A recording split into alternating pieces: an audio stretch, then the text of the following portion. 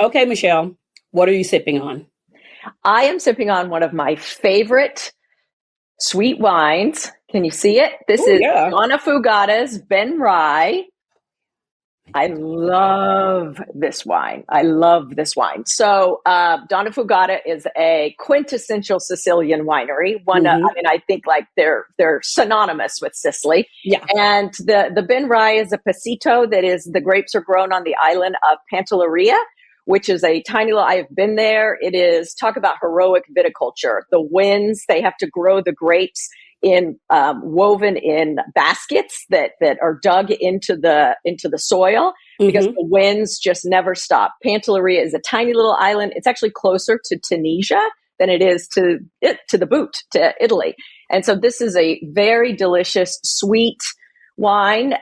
Pairs incredibly with dessert. Think about like butterscotch and like salted caramel and like hazelnuts and that kind of thing. That's what you get from this I'm going to fantastic. call that an elegantly sweet wine Oh, because, like, it's we have to beautiful like we have because to say it that. is a dessert wine. I mean, Yeah. you wouldn't have it with a meal. I mean, with like an entree. However, it's got such a nice acidity level that it doesn't. I mean, we're not drinking maple syrup here. No, This is but a I mean, beautiful but wine that. sweet. Sometimes we have to explain sweet too. That's all I mean. A little Yes, more. I mean Yeah. this is a beautiful wine if you love creme brulee, if you want like a chocolate eclair, if you want.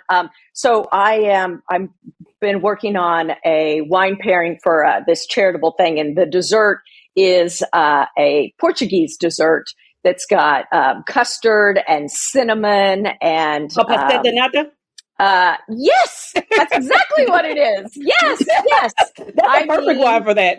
perfect, Yeah, that's a perfect perfect, wine. perfect. I think it's also perfect with like churros and I mean all kinds of Other stuff. stuff. So Yeah. absolutely, absolutely Okay. fabulous. Donna Fugata, Ben Ryé. Okay. Yes. What about you? What are you drinking? I am drinking something from the Loire. It Mm, is love. a Muscadet, Melon de Mm, Bourgogne.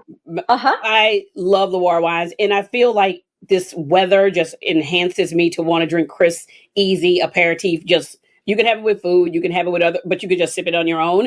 And it is from the Lieubeau family. I don't know if you can just say it, and it's the I can Goulaine. see. Yeah, Yeah, yeah. like it is so divine. It's one of their top crews in the Loire, and I know Muscadet can sometimes get a bad rap and everything like that. But for me, I just think of summer seafood, fresh food, crudité, any of those things, and it just has all that melon, citrus, goodness kind of going on. So this is I'm deep into Loire research. I'm I kind of love Loire. on my Oh, own trying to just like learn a lot about the region. Thinking about planning a trip there. mm. Did some It's a recon beautiful place. did Yeah. some recon a few years ago back, but just kind of see what's happening now with the wine community. And it's spread out. It's not as easy as people think. I mean, and it's only roughly on the train about an hour and a half, 2 hours from Paris. Yeah, So yeah. I've done easy to that. get Yeah. to. Just Mm-hmm. keep it Mm-hmm. moving. And so Mm-hmm. I am drinking a Melon de Bourgogne, and I mean And from the Libo perfect family. seafood. Yeah, perfect seafood. That's what I think of. Oysters and crab cakes. I mean, you're right Even there in DC. but So if oh you my god, for brunch, like people lobster. have like Oh. they have a Benedict crab cake in a lot of places. Mm-hmm. Anything Mm-hmm. like that, smoked salmon, like if people like Mm-hmm. avocado toast with smoked salmon, Oh it's yeah. just a all around beautiful wine. So, Yes. you know, Yes. Cheers. Cheers to cheers. you. Cheers to you. Yeah. So tell me how you're just getting better. I am just getting better by actually freeing my calendar. And I know I talk about this all the time. It is more of I have been denying Friday meetings. Mm. Kind of like, no, we're moving into, as my friend Miriam say, summer Fridays. I mean, I Mm-hmm. love the skincare and makeup line, but just summer Fridays, kind of like want to take a little more time, make it a little easier, not as like go, go, go. I feel like everything right now is so high and intense. And I'm just kind of like, no, Friday is for catching up, like Rachel Cargill. Friday is for like catching up on Yes. everything. And I gotten kind of out of the way of that. And then now I'm just like, just FYI, just letting, summer Fridays, I might put it on an email closure to let people know, like, don't send anything. But I am They trying. won't read But it. what made me really think about it, every summer there is usually like some inspirational Instagram I see, And it was, how many summers do you have left and why are you spending? Like, it was just more of those. Oh, like, God. no, I mean, but for me, I was like, and they were like, summer actually starts, like the weekend actually starts on Friday. Like, why are we still like everything? Like, there should be a season, and I know everything's just flourishing. But I was like, you know what? I'm getting better by reining in Fridays. Nice. Nice. How are you just getting better?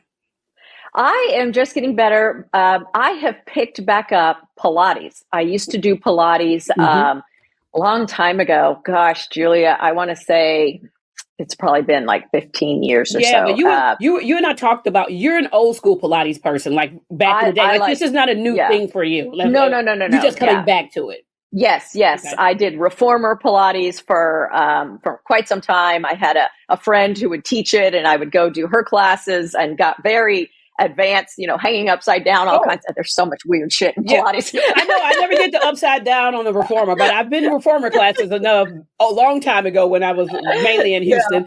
But no, I wasn't the upside down girl. Oh, you were the upside down girl? I was the upside down girl, yeah. So I am not that girl anymore. I've started out now just doing floor, just to kind of get myself back into Pilates. But it's funny, the first time I did it, I never did floor Pilates. I just went straight into the reformer.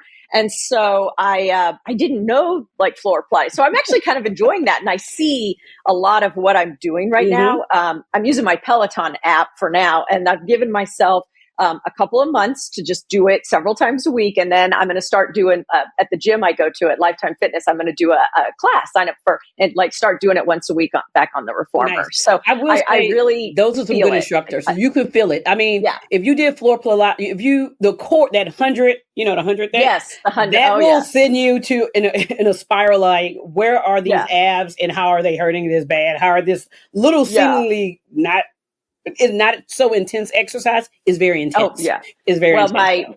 My motivation is always, as I get older, my health and fitness motivation is mobility. And so it's definitely re-engaging all that and strengthening my neck again and, for the hundreds and everything. I mean, it's like, but I'm really, really enjoying it. So that's how I'm getting better. Oh, just love that so much. Yeah. So cheers to you, my dear. Just getting better.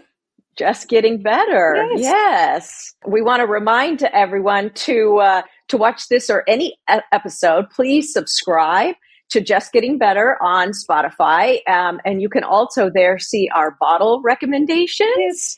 Yes. And also, if you just want to listen, Apple, we're wherever podcasts, but the videos have been a lot of fun. I love doing like the how are we getting better and like the why. Like, so Yes. And also YouTube. Don't forget to follow us on YouTube and Instagram and all the great social things. Okay. All right. Till next time. Cheers. Just getting better. Just getting better.